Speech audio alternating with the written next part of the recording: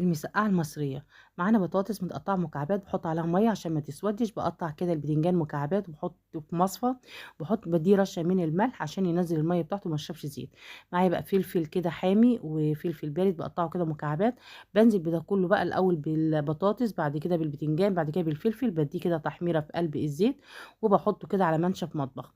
باجيب الطاسة باحط فيها معلقة من الزيت، بانزل فيها براس توم مفرومة ناعمة مع فلفل حامي، كمان لحد ما تبقى لون أصفر كده دهبي التومة، بانزل بمعلقة من الخل، بعد كده بانزل بعصير الطماطم، وبادّي معلقة من الصلصة ورشة من الفلفل الأسود ورشة من الملح ورشة كمان من الكمون، هاسيبها لحد بقى ما تتسبِّك.